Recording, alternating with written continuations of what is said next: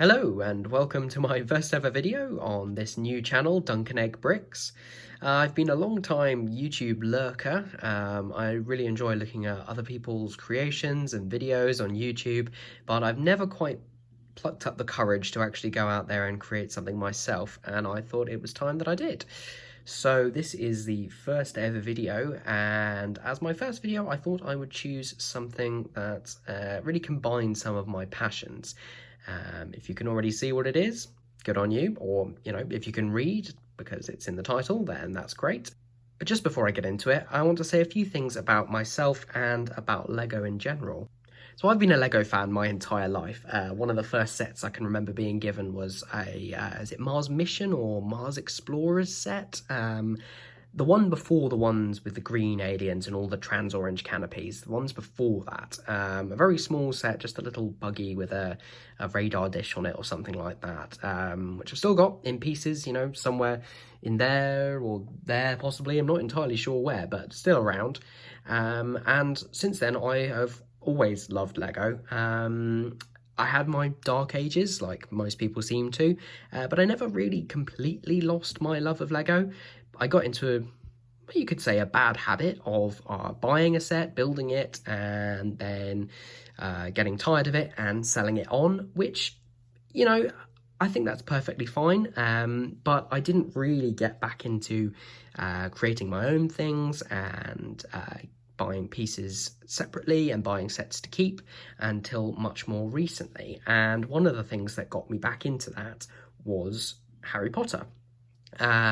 Again, some of the earliest sets I had were Harry Potter ones from 2000 and 2001 when the first film came out, Philosopher's Stone.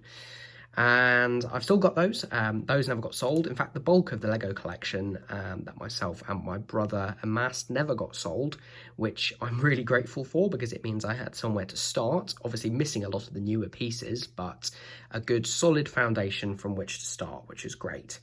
I've always loved Harry Potter, and current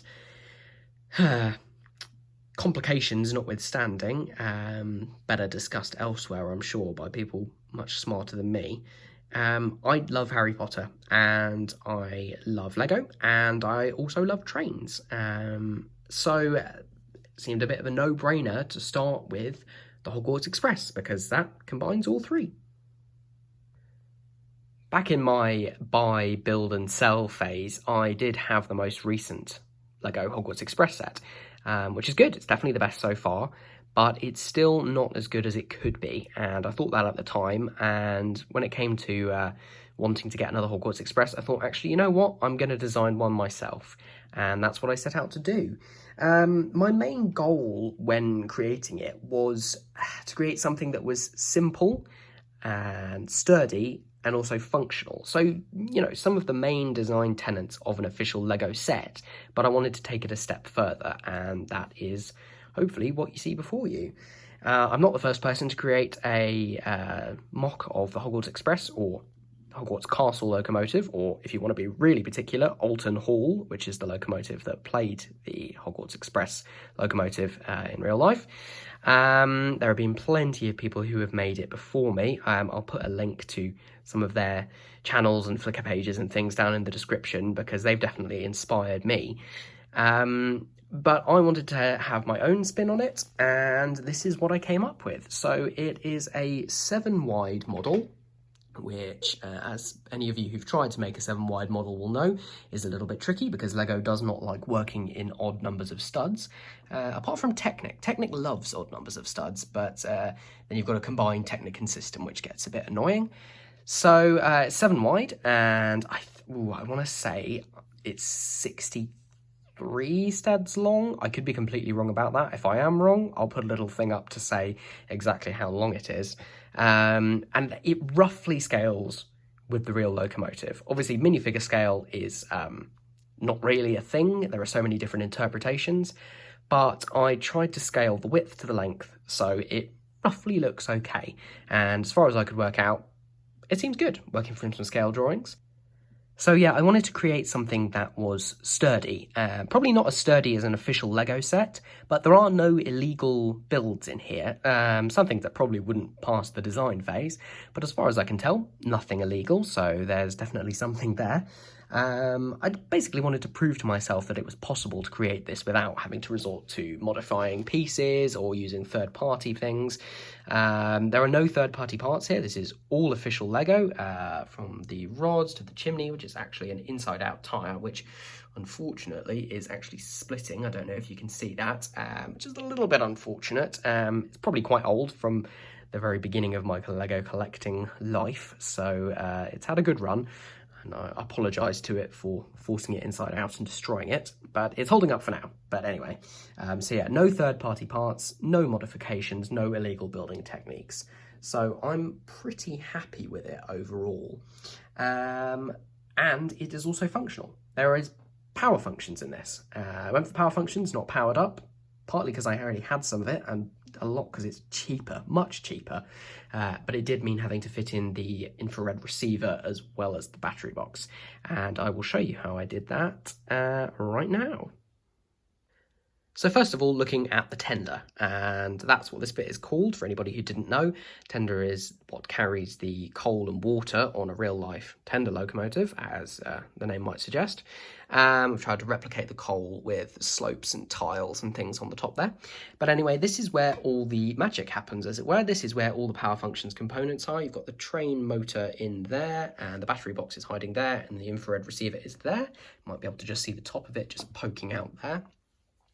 I did try putting some of the functions into the Loco itself, but ultimately it was A, easier just to have this self-contained, and B, it means the weight of the battery box is over the driving wheels of the motor, so it gives it a lot more traction and means that it's not only able to push the locomotive around the track, but it's also able to pull, at the moment, just one coach, which is all that I have, but I am confident that it'll be able to pull a few more.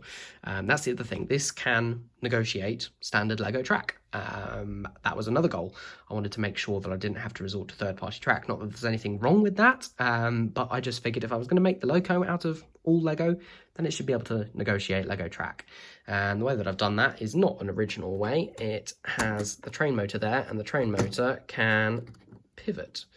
You can see that with my hand in the way, so it can pivot, and then the back wheels there are completely fixed. So that is how that works, and I will show you how the Loco works in a moment. First of all, the other thing that I wanted to show you is you might be able to see the infrared receiver there, and you can just see the orange of the battery box there, and the way that you get to that is there's a little flap there which opens up, and you can see inside there is the battery box, and it's a rechargeable one, so you can also charge it here, click the button to turn it on, and close it up, but don't forget to turn it off. And here is the Loco itself. So this bit is not powered, it just gets pushed around the track by the tender, and I've managed to get it to work so it doesn't seem to want to fall off the track. My first couple of tries really did want to fall off the track, but this one seems pretty stable. The way that it works around the track, it's got the standard Lego driving wheels, so you've got a flanged driver at the back here, a blind driver in the middle, and another flanged one at the front. Offset a little bit to approximate how they are on the real thing. I didn't want to get into sort of half stud offsets and things because that was just going to make things way too complicated with connecting rods, which again I wanted to make out of Lego. So they're Lego Technic lift arms, the half width ones, which does mean that it's a little bit wider than 7 studs, both because of the pistons and the connecting rods.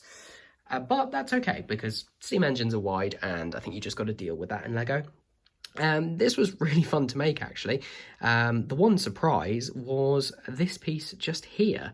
This is a 4x4 round brick with the Technic holes on the side that's being used to hold the I can't remember what that bit on the top is actually, the dome, let's call it for now.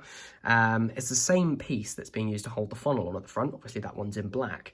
The trouble is, it only came in red, or bright red, as Lego likes to call it, in 2 sets. They were both Star Wars sets, and they came around right back when I started collecting Lego, 2001, 2002, I think, and they've not been made in that colour again since. So I had to go hunting around eBay to find one. It was a little bit pricey, but it's the best solution I could find, and it's a piece that exists, so I went for it. I decided to do the striping in bricks, or plates rather, than doing it with trimline tape, as I've seen some other people do. Isaac Smith of Smith Movies, Smith Films, sorry. I know he does that to a great effect, but I just decided to keep it, again, simple, pure Lego, and do it with those. I have used some stickers, so that sticker, the 5972, is from the most recent Hogwarts Express set. I just cut around the edges of it. It was originally designed to go on a 1x4x2 panel, and here I've got it on a 1x3 brick instead. So just cut it down to fit, and it was the same with the tender. I cut the stickers out so they fit onto a 1x6 brick, again, so you can separate it. Got your 4x4 macaroni tiles, with the Hogwarts Castle, again from that set, attached on probably the flimsiest connection in the set. Don't know if you can see it, sort of black on black pieces in there, held on at one end. But it seems to stay. The whole boiler is studs not on top, so that you can get to the front. Oh, if it'll just focus. Come on, there we go. And that leads us to the front, where you've got the printed dish, again from that set, if I get my fingers out the shot. And you've got the headlights at the front. I could talk all day about the details I've tried to include in this. I'm just pretty happy with the shaping and how everything works. And like I said, it can negotiate Lego track, which is one of my main goals.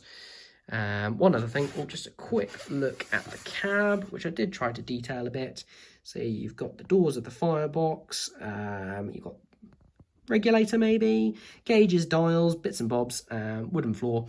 Minifigures are very cramped when they're in there, and I've decided just not to go with one for the moment, but who knows, I might do in future.